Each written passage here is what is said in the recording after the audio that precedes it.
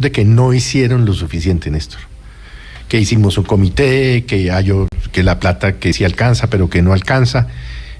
No se quiso pronunciar sobre las declaraciones del presidente ayer de que no habían podido con el tema, que hubo fallas, el presidente lo dice. Grande. Hubo fallas en el programa de adaptación a la crisis climática. No lo Correcto. Dice tanto por los incendios, sí lo dice por la sequía y por los racionamientos que seguramente vienen de agua en municipios, pero el presidente sí reconoce. Para Felipe, para quienes como olvidar, Néstor, para quienes como usted estamos aterrados con estas imágenes de los incendios. Cuando baje el humo de estos incendios, vendrá la imagen de los embalses secos, de los ríos secos, de los caudales bajados. Pero algo no estamos haciendo bien, porque mire, mucha agua. Hace un tiempo estábamos en inundaciones, ¿o no? Sí. Y bueno, y ahora estamos en sequía. Es decir, algo no estamos haciendo bien. No olvidar, padre, seguir pidiendo que busquemos petróleo como locos, ¿no? Que eso es lo que nos saca de la pobreza. ¿Qué tiene que ver lo de buscar petróleo como locos, Héctor? Pues porque estar quemando petróleo como hemos quemado en la humanidad a lo largo de siglos es lo que nos tiene en esta circunstancia. Y cuando a alguien se le ocurre decir que por qué no dejamos de consumir petróleo, pues lo tratan de loco, lo ridiculizan, pero Héctor, etcétera. Entonces lamentemos mucho lo que está pasando y salgamos a buscar firmas, Héctor, para pedir que sigan buscando petróleo. Perdóneme, le hago una pregunta. Si yo lamento las imágenes de los incendios, en consecuencia, ¿tengo que ser petrista? ¿Es básicamente lo que usted me quiere decir? No, yo no mencioné a Petro. Mencioné que tiene que ser coherente, sí, usted pero y todos es que la coherencia, tenemos que serlo. Héctor, la coherencia es renunciar a la producción, pero cambiar los hábitos de consumo. Porque le tengo una mala noticia, Héctor. El micrófono del cual está usted hablando, el celular en el cual usted se comunica, la casa, la muy cómoda casa que fue construida con minería extractivista, los viajes que usted y yo hacemos por cuenta del consumismo capitalista nos lleva al mismo lugar a todos. Sí, y todos tenemos que ser conscientes efectivamente de esa circunstancia. Pero lo que hay que tenemos que hacer varias cosas. Es el consumo, no la producción. Tenemos que hacer Héctor. Varias cosas. Tenemos que cambiar hábitos, pero también, por ejemplo, tenemos que dejar de consumir combustibles fósiles.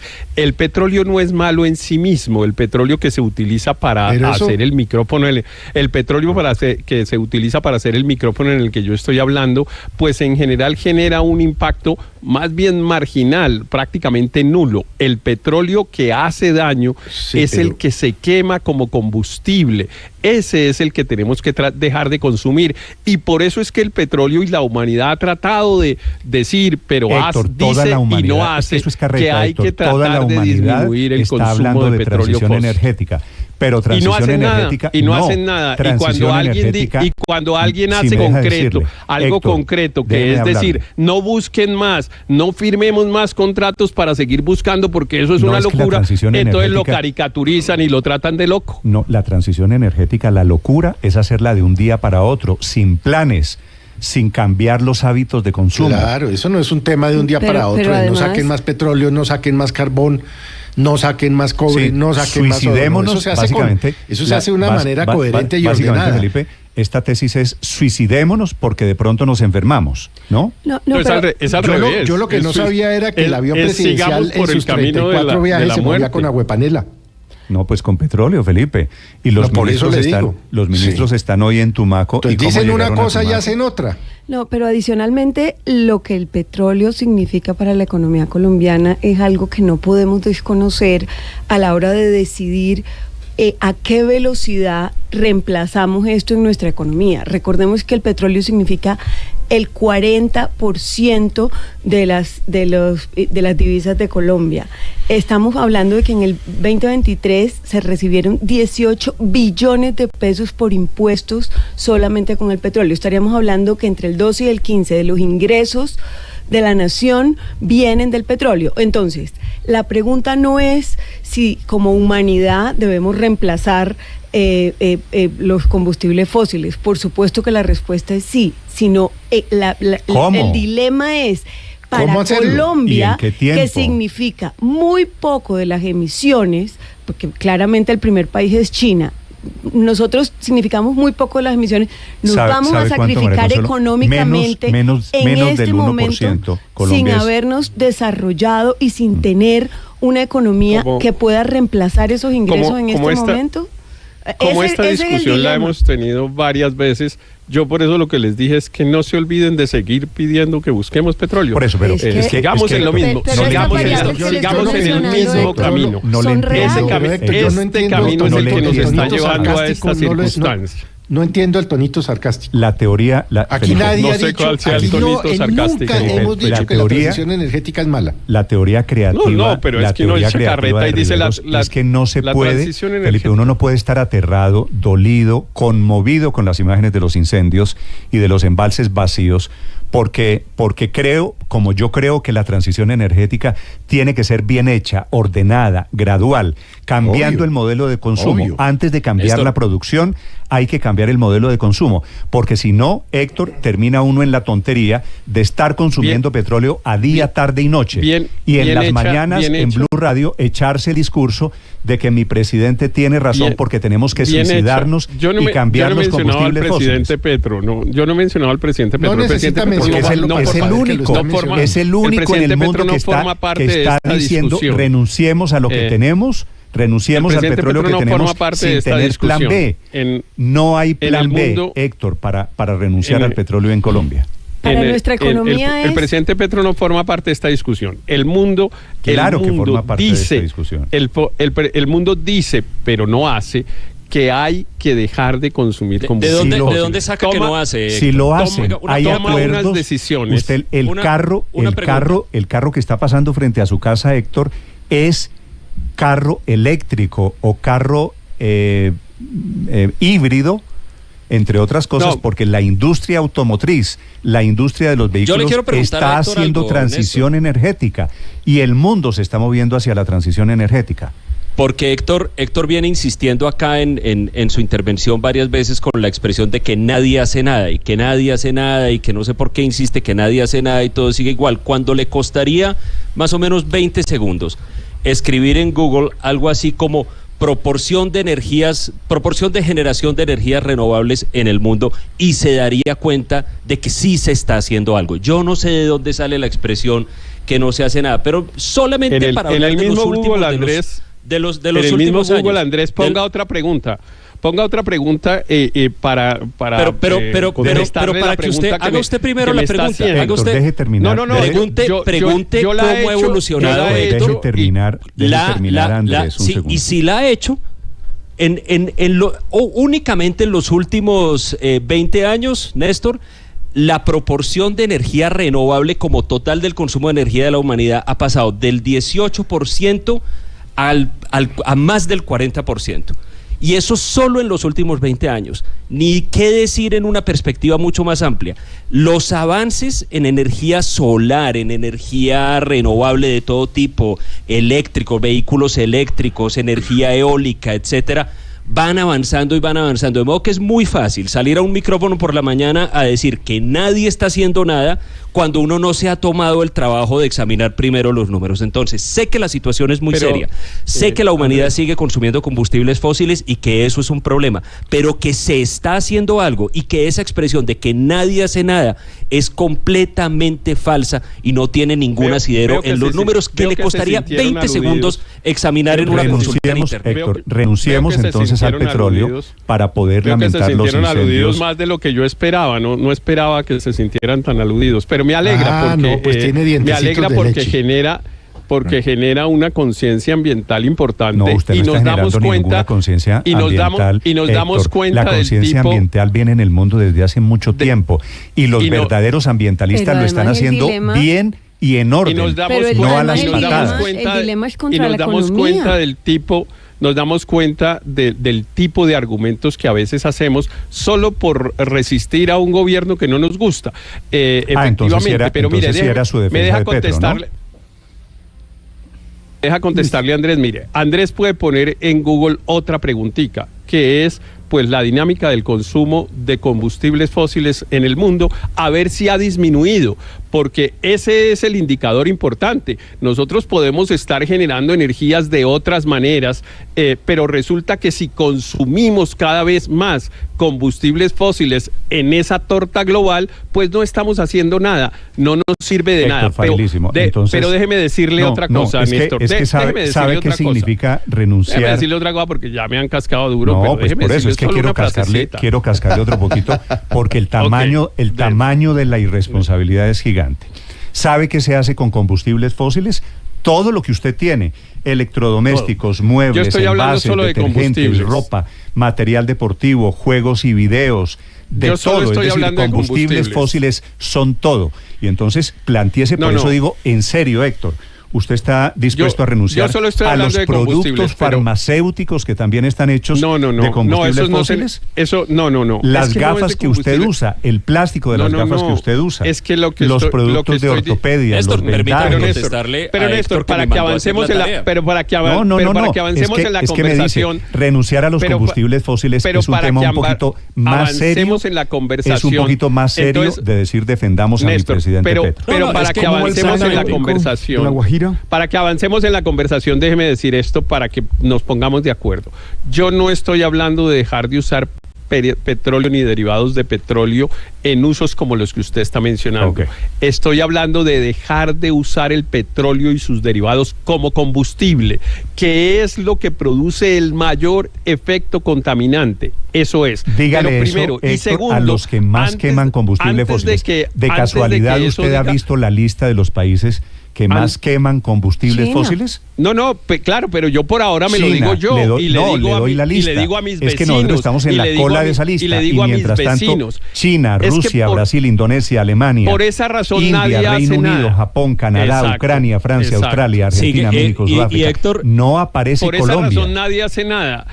Porque todos dicen, no, pues que haga el otro es el que contamina, yo no. Pero además, Andrés, quiero decirle, déjeme decirle una cosa, perdóneme María Consuelo, ya ahora le contesto, si me lo permite, pero déjeme decirle una cosa, Andrés, que es, efectivamente el mundo aparentemente va caminando a producir energías de distinta manera sin usar el petróleo. Si eso es así, ¿para qué seguimos buscando petróleo? Porque esa transición no se va a dar de la noche a la mañana. Y no podemos renunciar a los no se baja el interruptor hoy para que mañana empecemos definitivamente porque echándose este discurso sin fundamentos se arriesga la economía. Y todo lo que ustedes piden todos los años, mayor inversión en educación, mayor inversión en salud, el programa de Ser Pillo Paga, todo eso vale plata. Y esa plata, para su información, sale del petróleo, Héctor, y sale de las regalías, y sale de los impuestos que generan los pocos productos que tenemos. Y entonces, claro, cuando el mundo se monte, allí en el barco de renunciamos todos al petróleo, nos montamos. Pero es que el mundo está montado en un tema diferente, que es transición energética. No renunciar. No, pero según. Renunciar a los que tienen petróleo. Porque no hay ningún país, salvo Colombia, que esté anunciando que renuncia al petróleo. Pero bueno, llegamos. No, porque según Héctor, e insisto con la expresión que él está usando desde el principio, nadie está haciendo nada. No lo convenció la cifra que le di del aumento extraordinario de la participación de energías renovables como parte de lo que él llama la torta, y efectivamente esa torta es. Y entonces me manda a hacer la tarea de que busque la evolución del consumo de combustibles fósiles como parte de esa torta de generación. Se la tengo y le doy este dato. El pico, año 2007, 68%. Año 2022, 61%. De modo que vuelvo a lo mismo. Es muy fácil salir a echar carreta sobre este tema sin haberle dado primero una miradita a los números, que muy fácilmente se los da Google y más fácilmente todavía se los da ChatGPT. La humanidad sí está haciendo algo. Puede que no sea suficiente, puede que no sea suficientemente rápido, pero el punto de salir aquí a decir que nadie está haciendo nada, probablemente con la intención de destacar las intervenciones del presidente Petro, a quien ahora están tratando sus admiradores, como si fuera la primera y única persona que en el contexto global ha denunciado la situación del cambio climático, es una cuestión verdaderamente absurda, Néstor. Néstor, le doy otras cifras. Le pregunto a Héctor, Felipe, a los oyentes, a ver, como esto ya se puede medir hoy, ¿usted sabe cuántas emisiones de gas produce usted al año? Usted sabe, Héctor, qué es el compostaje. Néstor, pero sobre ese tema... ¿Quién ahorra agua? Es que, por otro lado, echarle la culpa al petróleo de unos hábitos que tenemos todos en los que podríamos trabajar. ¿Cuántos minutos se baña usted al día? ¿Cuáles son nuestros actos ambientalistas? Digo, para la gente, y yo también, que está montado en el ambientalismo, todos deberíamos estar montados en el ambientalismo. Como veo que es imposible hacer una conversación la única manera de ser ambientalista, Héctor, no es el discurso de renunciemos al petróleo. Yo quería hacer la conversación sin mencionar al presidente Petro, pero veo que ustedes no pueden hacer una conversación sin el presidente Petro, ni siquiera una conversación de esta magnitud, en la que el presidente Petro no tiene nada que ver. Pero dado que vamos a hacer la conversación, dado que tenemos que hacer la conversación alrededor del presidente Petro. Dado que tenemos que hacer la conversación mencionando a Petro cada frase, voy a mencionar una del presidente Petro, de la que ustedes se burlaron, que el presidente dijo hace 6 meses, recojan agua lluvia. Y eso no generó sino memes en contra para resistir al gobierno, cuando era obvio que eso era lo que teníamos que hacer, y así le moleste a Andrés, ninguno hicimos nada. No, bueno, me alegra, Héctor, lo que molesta es que las cifras no están con su argumento. No, pero además, Daniel, si el presidente estaba tan preocupado por prepararse frente al fenómeno del Niño, tendría que haber metido la mano y no haber permitido que le hubieran reducido el presupuesto a los bomberos. Por ejemplo, el año pasado el presupuesto para bomberos... Andrés, el año pasado el presupuesto para los bomberos en Colombia en 2023 era de 91.178 millones de pesos. Para este año recortaron, le dieron un mordisco a ese presupuesto para los bomberos de cerca de 23.000 millones, lo bajaron a 68.000 millones de pesos. Entonces, muy buenos los mensajes de recoger agua lluvia, pero con medidas concretas podría haber hecho más que simplemente decir recojan agua lluvia. No, pues porque claro, no permitan recortar la plata para los bomberos, por ejemplo. Como hay que tratarlo como un genio y un visionario con cada cosa que dice, que además es una trivialidad, Héctor, porque el fenómeno del Niño está anunciado, es un ciclo climático predecible que todos los meteorólogos, todos los climatólogos sabían que iba a llegar en esta época del año, de modo que esos dotes de profeta y de visionario que usted y otros admiradores del presidente le están viendo, hay que bajarle un poquito la dosis. Y es que no era Andrés Mejía el que tenía que hacer algo, no era Andrés Mejía el que se tenía que poner a recoger agua lluvia. Para eso tenemos una institucionalidad. Ok, todos ayudamos. Yo podría haber recogido agua lluvia, usted podría haber recogido agua lluvia, pero aquí tenemos una institucionalidad de gobierno que ya el propio presidente reconoció ayer, no funcionó en la preparación y en la articulación de la respuesta al fenómeno del Niño. De modo que si usted insiste con que todos tenemos la culpa de no hacer lo que el visionario había advertido y de lo que aquel profeta visionario nos había dicho que teníamos que hacer, pues usted quédese tranquilo con ese cuento, pero el hecho es que aquí tenemos toda una institucionalidad de gobierno, Néstor, que no funcionó. Ayer lo dijo el mismo presidente. Andrés, terminamos, Felipe, Néstor. Estábamos hablando de los incendios y por cuenta del calentamiento global y de este señor provocador que nos mete, si uno no está en el tema del petróleo, de renunciar al petróleo de inmediato, entonces no puede criticar, no puede dolerse de las imágenes de los incendios y de la sequía y del calentamiento global. Y la información que nos da, la afirmación que hace... ¿Qué dato le manda su ingeniero, Felipe? Me manda un ingeniero este dato y me manda la fuente, por supuesto. Dice, para cada tonelada de litio de las baterías se necesitan 2 millones de litros de agua. Esto significa que para construir la batería de un coche eléctrico que tiene en promedio 8 kilos de litio se necesitan 16.000 litros de agua. Y es un artículo de un periódico científico que dice fabricar un coche eléctrico contamina un 70% más que un coche movido por petróleo. Muy bien, recibo opiniones. Ahí le voy diciendo, no me estoy inventando yo la cifra. Blue Radio con Néstor Morales en mi cuenta, para leerlos, para escucharlos, ya que hablamos de calentamiento global, de ambientalismo. El tema del calentamiento global, que me da pena, Héctor, no comenzó ni hace 20, ni hace 30, ni hace 40, ni hace 50 años, ¿no? No es solo una causa la del calentamiento global. Néstor, le doy unas cifras adicionales sobre reducciones de CO2 de algunos países. Mire, Irlanda, todo esto es para los últimos 15 años. Irlanda ha reducido 42% sus emisiones de CO2, Portugal 38%, el Reino Unido 28%, Rumania 26%. Y así hay un grupo como de 30 o 40 países que ya hicieron la transición energética de manera ordenada y han logrado reducir las emisiones de CO2. ¿Sabe cuánto las ha reducido Colombia?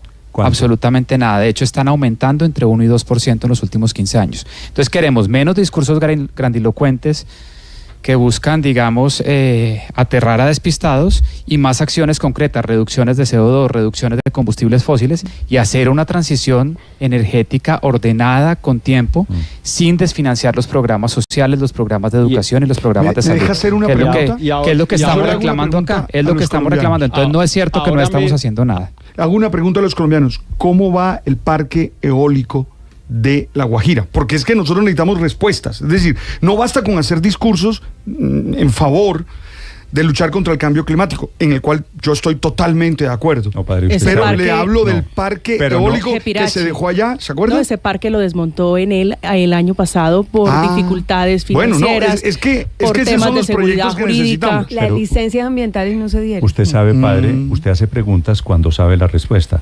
Y usted sabe que el parque eólico de La Guajira... Claro. Fracasó. Y es para ayudarme, para decir que ninguno hemos hecho nada.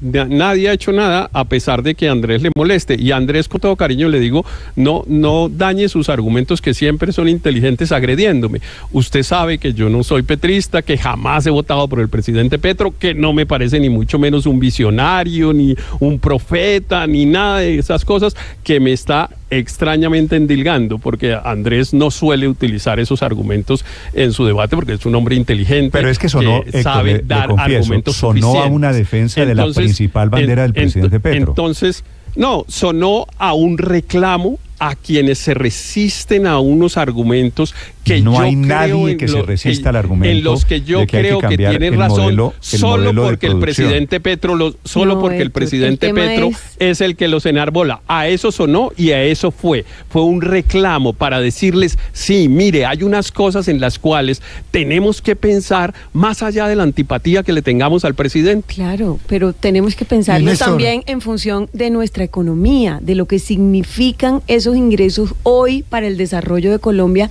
y con qué se van a reemplazar, porque todavía no hemos visto con qué se van a reemplazar esos 18 billones que vienen de los impuestos del petróleo en el país. Entonces, si estamos hablando de reformas tributarias, es porque definitivamente la plata no alcanza. Entonces, si vamos a matar gallinas de huevos de oro, pensemos en con qué las vamos a reemplazar. Néstor, yo creo que este es un tema que tal vez es de los temas que requiere más seriedad actualmente. Es decir, si algo le ha hecho daño al tema de la transición energética es la charlatanería. Entonces, por ejemplo, estamos hablando de todas las previsiones que había que tener con respecto al fenómeno del Niño. ¿Y qué encontramos? Que nos metemos a discutir el tema del petróleo, pero a la ministra Mohamed se le olvidó decir qué previsiones habían tomado con respecto a los cuerpos de bomberos de todos los municipios de Colombia. Es que la primera verdad que hay que discutir aquí es que a Colombia lo cogieron un poco de incendios con los bomberos por fuera de base en casi todos los municipios del país. Y tiene razón Héctor cuando dice que no estamos... Aurelio, se me fue, son las 7 de la mañana, 31 minutos. Los acompañamos desde Blue Radio. El gas natural... Hay diferentes clases de gases, Ricardo, ¿verdad? Sí, claro. El de bajas emisiones es clave para acelerar la transición energética al tiempo que se garantiza la seguridad energética. En Davos el presidente dijo en un discurso que Colombia le había cerrado la puerta incluso a la exploración y búsqueda de gas. Y eso generó muchas dudas porque...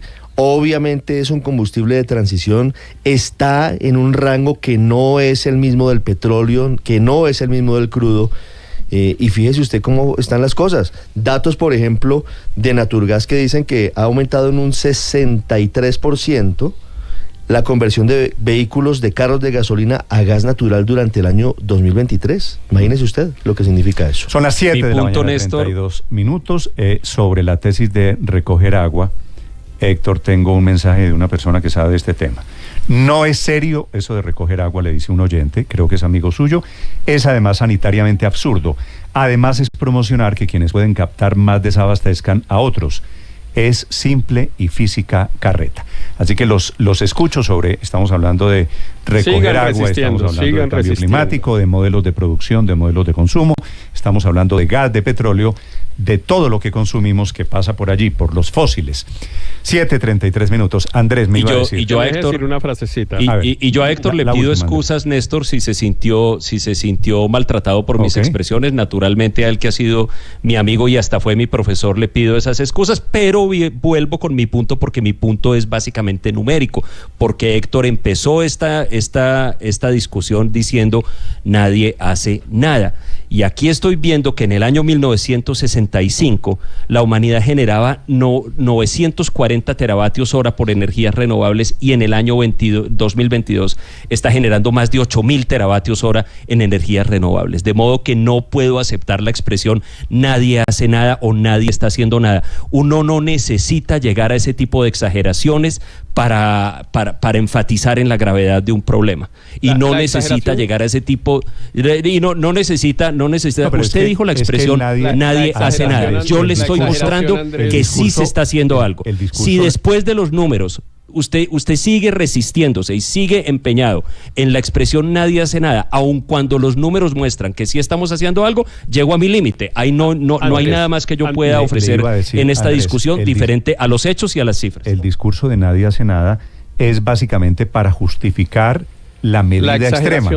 La de llevar a la renuncia del petróleo desde un país que no es mayor productor de energías fósiles, que no es mayor productor de emisiones de gas de carbono, pero estamos hablando, al final de cuentas, también de una bandera del gobierno. Andrés, que tuve el honor de que fuera alumno mío, sabe que la exageración es un gran recurso pedagógico, que lo que busca es llamar la atención sobre un problema. De la exageración, no justifique. Permítame decir, no justifique la hipérbole. Claro que si uno dice es que no hemos hecho lo suficiente y quizá tendríamos que hacer un esfuerzo adicional, no hubiéramos tenido la conversación sincera, abierta y muy importante que hemos tenido. ¿Se está arrepintiendo de haber dicho eso? Que necesitamos cambiar. No, para nada, al contrario. Yo llevo toda mi vida, 40 años casi, desde que estoy prácticamente dictando clases, usando la exageración como recurso pedagógico, porque eso es lo que llama la atención de la gente, como llamó la atención aquí en esta conversación. Claro que obviamente yo sé que hay mucha gente que está haciendo muchas cosas, algunos de nosotros hacemos cosas. Lo que mi reclamo era, insisto, seamos coherentes, no resistamos a una cosa simplemente porque el presidente Petro nos cae mal. Esa es una muy pésima práctica. Esa es una muy pésima práctica. Si era hablando del tema de Petro. Pero bueno, los escucho de todas formas, interesante. Pero no hay que exagerar, de todas maneras. Aquí están, los datos son contundentes. Sabe que a mí me impresiona en este tema que siempre dejamos de hablar del gran elefante en la habitación, que son las vacas. Una vaca contamina más que el petróleo, ¿no? La ganadería contamina mucho más. Claro. Que la explotación del petróleo, una vaca contamina más que un carro. Para producir 1 kilogramo de vaca se necesitan 15.000 litros de agua, para la de un cerdo 8.000 litros y la de pollo más de 4.000 litros en total. El 20% del agua consumida en todo el planeta se emplea para la producción precisamente de carne, de pollo, de cerdo. Por eso, y nunca hablamos de eso. Lo que Héctor llama coherente, tendríamos que dejar de consumir carne, dejar de consumir arroz, dejar de consumir todo lo que tenemos en este momento. Felipe, voltea a mirar. Felipe, quiero verlo mirando. Mire para el lado. ¿A dónde quiere que mire? Mire para el lado. No, a cualquier lado. Mire al lado. Ahí ya, listo, ¿qué ve? Ya mire. La cortina, las ventanas, los muebles, su casa, las vías, el asfalto, las gafas, el micrófono, el teléfono celular, absolutamente todo es hecho de lo que se llama hoy combustibles fósiles o minería extractiva. Felipe, renunciar a esto sin tener un plan B, renunciar solitos en el mundo, sin tener a qué nos vamos a dedicar, por supuesto, es el riesgo de enfrentarnos a una crisis. Y al tiempo, con una mano decir, renunciemos a eso, y con la otra mano decir, sigamos financiando los programas sociales, porque eso sí, la plata la seguimos necesitando. Entonces es arriesgarnos a quedarnos, como dicen las abuelas, padre, con el pan y... Sin el pan, y sin el queso. O con el pecado y sin la gracia. Decía sin el género. Mi abuela. Eso decía un padre. Así como digo una cosa, digo la otra. 7 de la mañana, 7:38 minutos. Estás escuchando Blue Radio.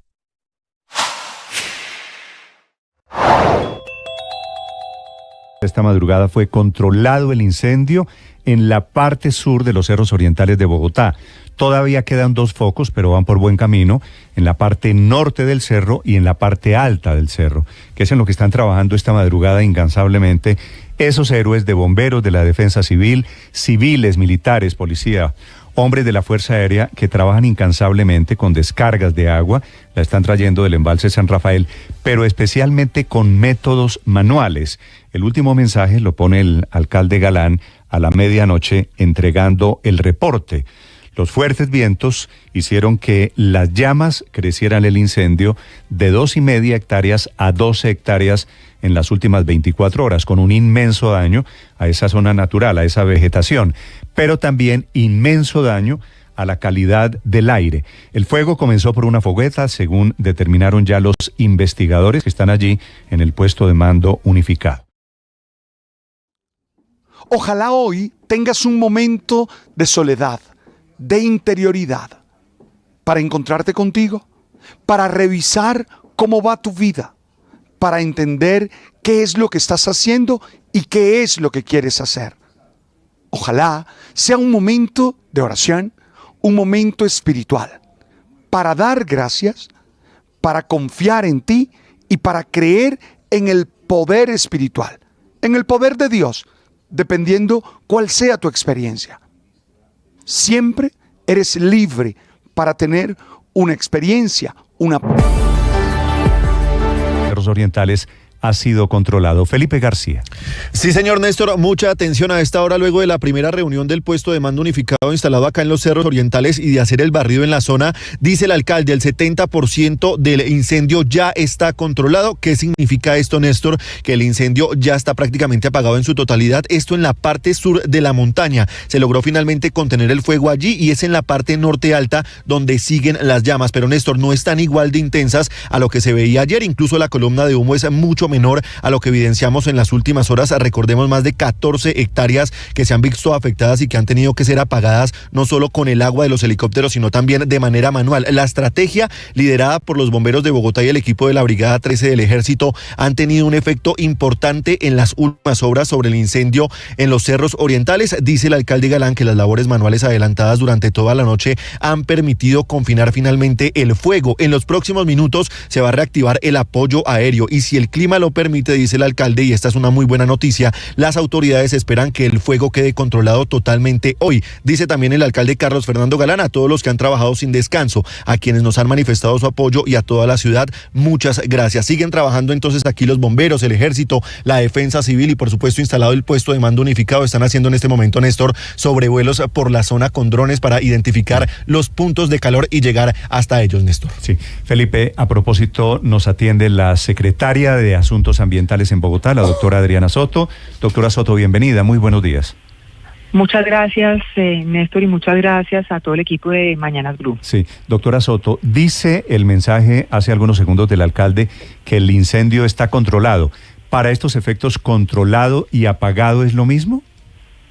No, bajo control quiere decir que el riesgo de expandirse es muy bajo, y que por lo tanto vamos avanzando en llegar al 100% en los próximos días.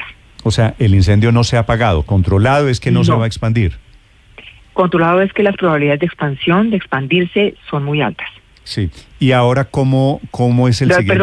Que las probabilidades de no expandirse son muy altas. Sí. Dije expandirse, ya no expandirse. Sí, entiendo perfectamente. Doctora Soto, y el siguiente paso debería ser apagar las llamas, ¿no?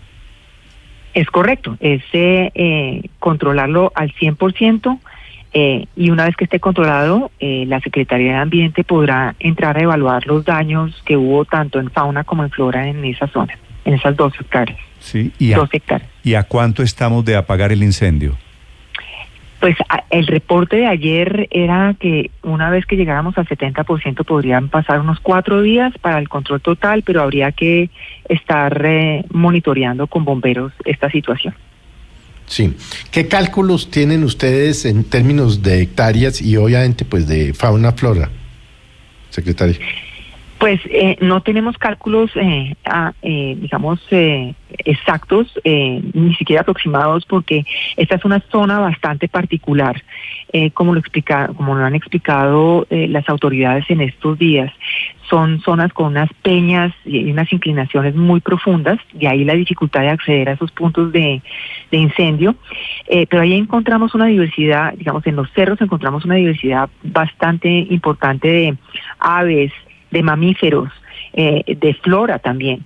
Entonces, de nuevo, cuando apaguen completamente el incendio, cuando lo controlen completamente el incendio, entraremos a evaluar cuál fue el impacto de este incendio, tanto en fauna y en flora, y duraremos más o menos en eso unas 3 semanas para determinar el impacto. Y luego sigue la siguiente fase, que es, digamos, más compleja, y requeriremos, por supuesto, la colaboración de la CAR en ese sentido, y de todo el conocimiento que la sociedad civil también tiene al respecto, y es el proceso de restauración ecológica de esa zona afectada. Doctora Soto, ¿qué tan grande, hemos visto las imágenes, qué tan grande está siendo la migración de la fauna producto del incendio? Pues en este momento realmente nosotros hemos dado a la audiencia toda la información de las líneas de atención para el avistamiento de la fauna que baja huyendo de estos incendios en los cerros. Por el momento se ha rescatado un búho que, valga la verdad decirlo, llegó en peores condiciones que de las inicialmente previstas, está bajo observación. El búho llegó con hematomas y con mucha y muy perdido, yo creo que por las condiciones también del humo. Entonces está bajo observación en el Centro de Fauna de la Secretaría de Ambiente, y yo creo que tardará un buen tiempo en recuperarse y para poderse liberar nuevamente en los cerros. Claro, las recomendaciones, doctora Soto, ¿cuáles son? Porque fíjese que hay muchos mensajes circulando alrededor de ponerles agua a estos animales porque llegan desorientados, darle azúcar. ¿Cuál es la recomendación? Pues mire, la recomendación es, lo más importante es llamar a las líneas de atención que hemos puesto a disposición de la ciudadanía. No sé si me permiten por tiempo darlas. Adelante, sí, señora. Entonces, pueden escribir un correo electrónico a fauna@ambientebogotá.gov.co, o pueden comunicarse a los siguientes celulares: 317-427-6828 o 318-827-7733. En esos celulares y en ese correo electrónico podemos atender el llamado de la ciudadanía y de la audiencia, reportando avistamiento de fauna proveniente de este punto de los cerros, para que pueden ser atendidos. Podemos llegar al punto donde lo reportan y ser atendidos en el Centro de Fauna de la Secretaría. Sí, doctora Soto, están afectados los animales, pero también las personas que viven allí cerca a los cerros orientales de Bogotá, que están teniendo dificultades para respirar, incluso de visibilidad. La recomendación es de uso de tapaboca. ¿Qué tanto material particulado está circulando en el ambiente en Bogotá? Pues mire, nosotros tenemos en este momento a 5:30 de la mañana, estamos monitoreando regularmente, o sea, cada hora las condiciones se mantienen incluso ahora. Teníamos 4 estaciones con calidad del aire regular. Estas son Guaymaral, Fontibón, la localidad que llamamos Móvil, Fontibón y Carvajal, y una estación con muy baja calidad del aire, que es la de Suba.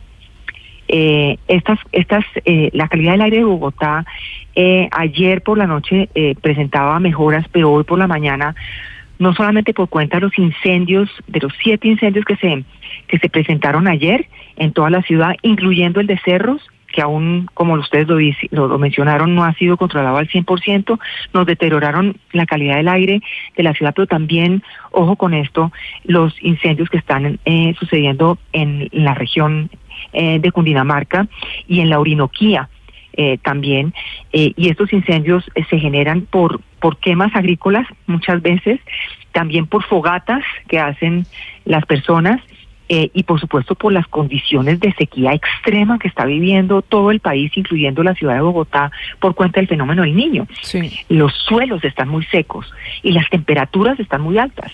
Entonces esto nos genera una combinación ideal para que se nos enciendan y se nos descontrolen los incendios en la ciudad, pero también en la región. Y estos incendios que están ocurriendo en Cundinamarca, en la Orinoquía, como el material particulado no reconoce fronteras, pues está llegando a Bogotá en una carga muy, muy importante. Entonces, por eso también se nos está deteriorando la calidad del aire en Bogotá. No es solamente por los incendios que están ocurriendo en la ciudad, sino en otros lugares del país. Precisamente, secretaria, como no depende solo de Bogotá, sino que esta es una condición en la que no hay fronteras y también dependemos de los incendios en otras regiones del país, ¿usted cree que llegue Bogotá al punto de medidas obligatorias como las que se han considerado cuando hay periodos de mala calidad de aire? Suspender actividades al aire libre, suspensión de clases en algunos colegios e incluso el tapabocas de manera obligatorio. ¿Llegaremos hasta allá? Pues nosotros, como le digo, estamos evaluando no solamente en la Secretaría de Ambiente, sino también a nivel de todo el gobierno del distrito. Y eso depende de lo que nos dé el índice de calidad del aire. Entonces, para poder declarar una alerta de calidad del aire, en su fase 1 debemos tener por lo menos 27 horas consecutivas del índice de calidad del aire con indicadores de aire regular o incluso con indicadores de aire mala. Y, por ejemplo, si en Suba, que en este momento está en rojo, con calidad del aire mala, esa calidad del aire mala se nos mantiene por 27 horas consecutivas, entonces declaramos alerta en esa localidad, ¿correcto?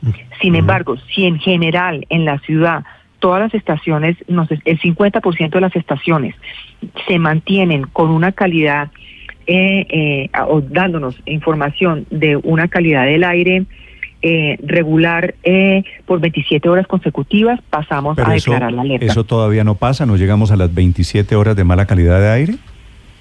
Todavía no, porque ayer por la noche teníamos toda la calidad del aire, nos daba un indicador en verde, es decir, que la calidad del aire estaba buena.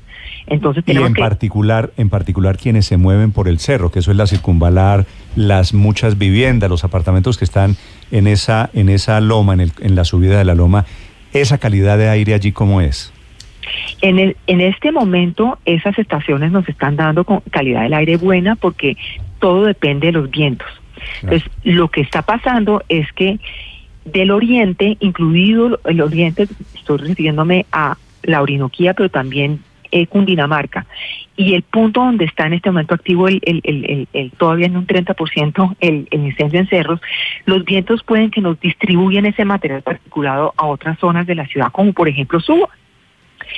Yo no sé si ustedes observaron antenoche la columna de humo por la noche, cómo viajaba de los cerros hacia el sur y hacia el nororiente de la ciudad. Entonces es realmente el vehículo que determina hacia dónde va ese material particulado, son los vientos.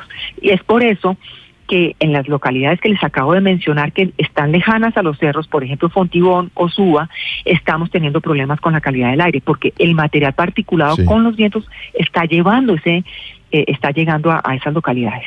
Sí. Doctora Soto, me va a perdonar usted la ignorancia, pero ¿cómo se mide esa calidad?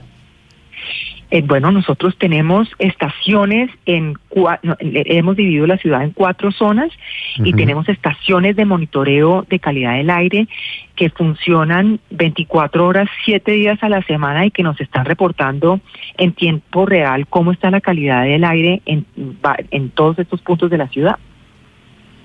Pues esperemos que ahora que las llamas parecen un poquito más controladas, mejore también la calidad de aire y mejoren las condiciones en toda la ciudad. Doctora Soto, gracias por acompañarnos. ¿Me iba a decir? Sí, le iba a decir que realmente los incendios regionales van a ser muy preocupantes. Es posible que se mantengan los de Cundinamarca y los de la Orinoquía, y entonces eso es lo que nos va a llevar posiblemente a un deterioro en la calidad del aire de la ciudad en los próximos días, y por eso, digamos, el gobierno distrital está atento para anunciar a la ciudadanía si la calidad del aire se deteriora en los niveles que acabo de mencionar, declarar la alerta. Vale. Quiere decir la calidad del aire no depende solo de Bogotá, sino también de regiones lejanísimas, porque los vientos traen esas partículas, ese material particulado. Gracias, doctora Soto. Es la secretaria de Medio Ambiente en Bogotá, la doctora Adriana Soto, esta mañana en Blue Radio. Estás escuchando Blue Radio.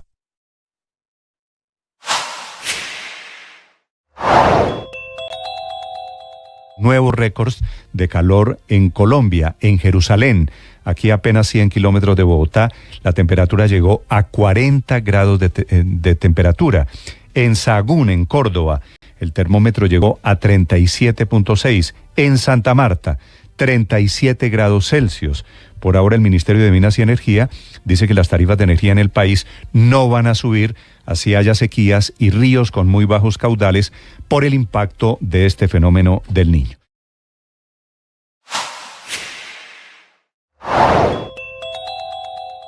No para la caída en las ventas de vivienda en el país, que se desplomó casi 50% el año pasado, convirtiéndose hoy en el mayor desastre económico en el país, debacle de la que da cuenta Camacolo, la Cámara Colombiana de la Construcción, cuyo... 7 de la mañana, 54 minutos. El Papa encabeza hoy Jornada Mundial sobre Comunicaciones. Básicamente el pretexto para hacer una gran reflexión sobre comunicaciones.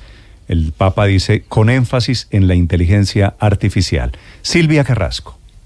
Sí, Néstor, la verdad es que el Papa está preocupado hace tiempo sobre el tema de la inteligencia artificial y cómo eso está afectando nuestras relaciones. De hecho, hace un mes ya había pedido que haya una regulación internacional sobre el uso de la inteligencia artificial y ahora lo vuelve a repetir porque dice que está modificando radicalmente la información, la comunicación e incluso algunos fundamentos de la convivencia civil, es lo que dice el Papa. Pero no es todo negativo en este texto, en este mensaje que le envía, porque habla que es una situación de oportunidad y es una situación de peligro. Nos llama la atención sobre un tema en el que no habíamos puesto atención, conceptual. Dice, decir a la inteligencia artificial es engañoso, porque aquí lo que tenemos es machine learning, que él lo traduce como sabiduría de las máquinas. O sea, dice que las máquinas son capaces de almacenar mucho más datos que los seres humanos, correlacionarlos entre sí, pero que es al hombre al que le toca descifrar su significado. Más adelante dice que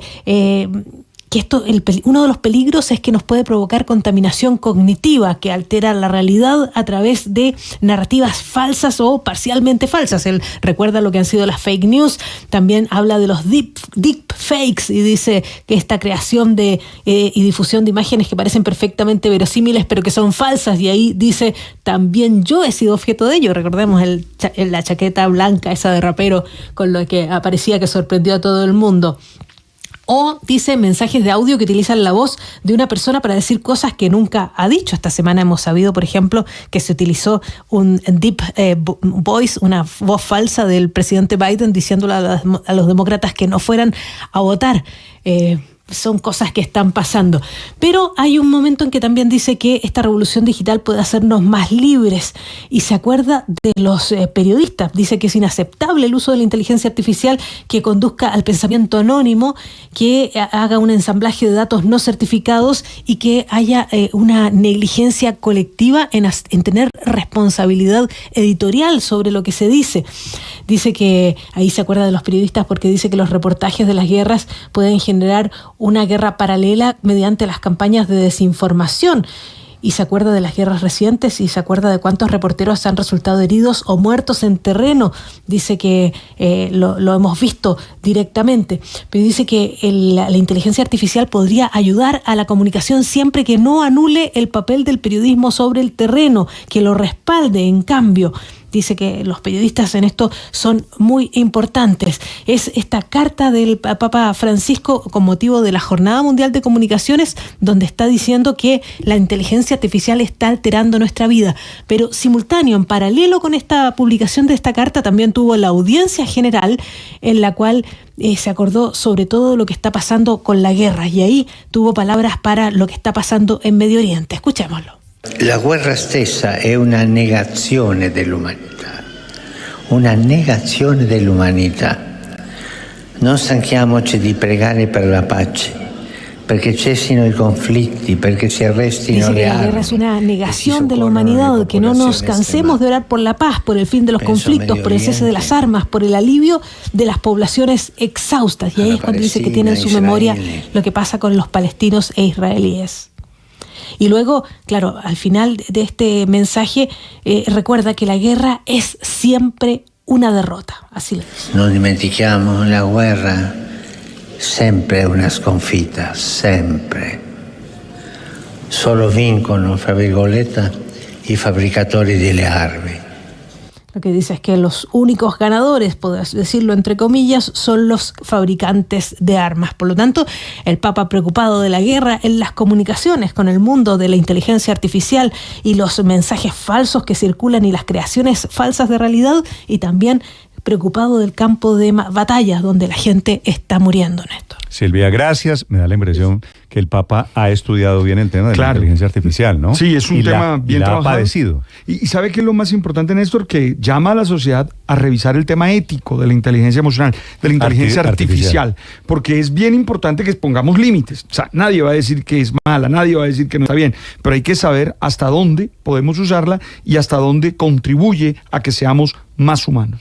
Esta mañana hasta el presidente Joe Biden, desde la Casa Blanca en Washington, está diciendo que su contrincante va a ser Donald Trump. Parece inevitable después del resultado de las primarias de anoche en New Hampshire. Falta, entre otras cosas, que renuncie Nikki Haley, que es la candidata exgobernadora de Carolina, que sigue todavía en batalla. Desde los Estados Unidos, Juan Camilo. Es el claro nominado, me enfrentaré a él y es una amenaza para la democracia de los Estados Unidos, aseguró Joe Biden, Néstor, a través de un comunicado de su campaña poco después de que se conociera el resultado en New Hampshire, que por cierto, también hubo primarias del Partido Demócrata. El nombre de Biden no apareció en el tarjetón porque esa primaria no contó con el aval del Partido Demócrata, fue hecho por las autoridades del partido locales en el estado de New Hampshire, pero no contó con el aval del Partido Nacional. En todo caso, Biden ganó, dado que sus seguidores llegaron a las urnas y escribieron masivamente su nombre en los tarjetones. Pero ayer Biden junto a Kamala Harris, la vicepresidenta, dieron un discurso de campaña enfocado en el aborto, pero quedó en evidencia que su respaldo a Israel le puede pasar factura en las urnas con aquellos sectores progresistas. 13 veces lo interrumpieron manifestantes durante su discurso. Escuchemos. Joe and I had a chance to sit down.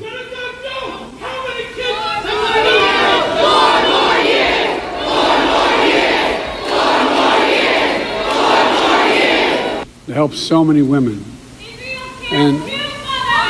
Allí se escuchaba el presidente Biden en medio de su discurso, que inmediatamente era interrumpido. Le gritaban: Israel, ¿cuántos niños ha asesinado? ¿Cuántas mujeres ha asesinado? Está ocurriendo un genocidio, y sus simpatizantes trataban de esconder esas voces o de pasarlas a un tono menor, gritando 4 años más.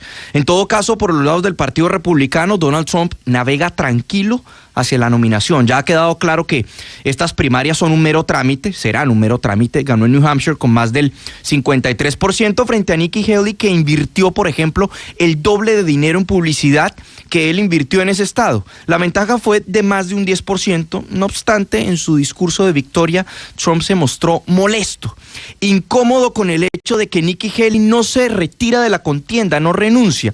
Arremetió contra ella burlándose de su apariencia, asegurando incluso que si seguía en la carrera iba a terminar siendo investigada y que estaba engañando a la gente al decir que su resultado había sido bueno. This is not your typical victory speech, but let's not have somebody take a victory when she had a very bad night.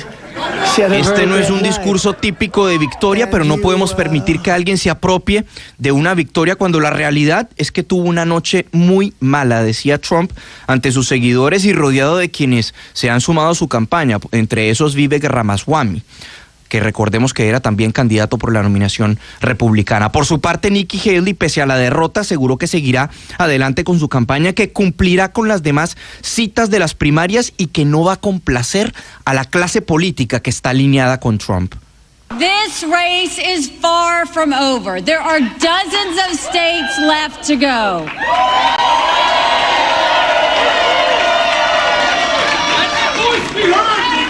And the the next one is my sweet state of South Carolina. Esta carrera está lejos de terminar, quedan decenas de estados por recorrer y el siguiente es mi dulce estado de Carolina del Sur, aseguraba Haley. Recordemos que ella fue gobernadora de Carolina del Sur y ahora está apuntando todos sus esfuerzos para poder ganarle a Trump en ese estado. Antes de esas primarias habrá asambleas en el estado de Nevada, que no es propiamente el ejercicio de ir a las urnas y depositar los votos, sino que son distintas asambleas como el estilo que vimos en el inicio de las primarias en el estado de Iowa. Ahora bien, Trump, en efecto, ya ha ganado las últimas dos contiendas, pero en términos reales, solo han estado en juego 62 delegados de los 1.215 que son necesarios para quedarse con la nominación republicana. Es decir, que mientras que Haley no se retire, Trump tendrá que esperar más, al menos otras contiendas más, para poder levantarse oficialmente con la nominación. Néstor.